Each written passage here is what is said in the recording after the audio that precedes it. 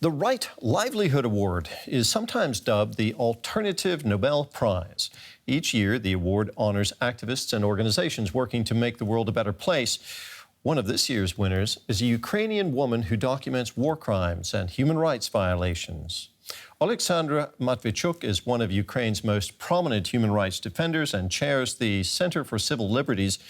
Jurors said both she and the organization have been instrumental in, quote, building sustainable democratic institutions in Ukraine, modeling a path to international accountability for war crimes. It's the first time the Right Livelihood Award has gone to someone from Ukraine.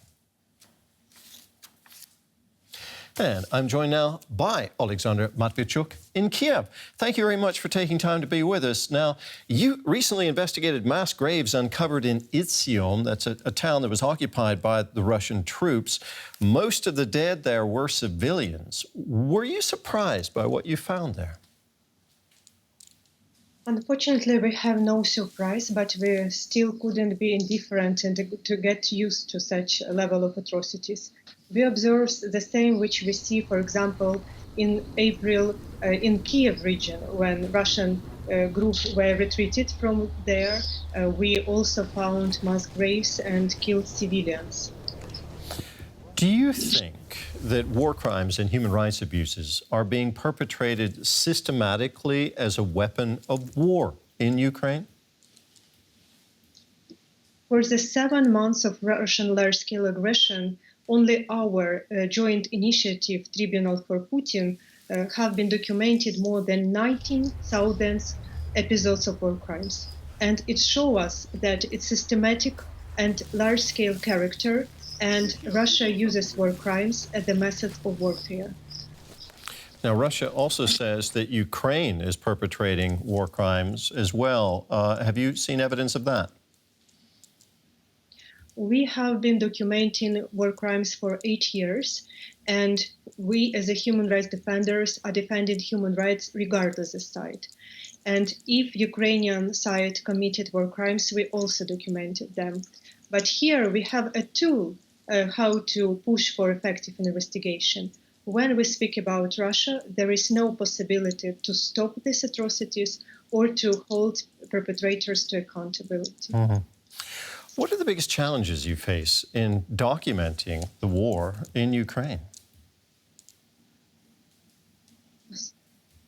I'm a human rights lawyer who has been spent 20 years protecting human rights in Ukraine and the Sea region, and last 8 years I have been documenting war crimes and interviewed more than hundreds of people who survived from captivity, and they told me horrible stories, how they were beaten, how they were raped, how they were tortured with electricity and other way.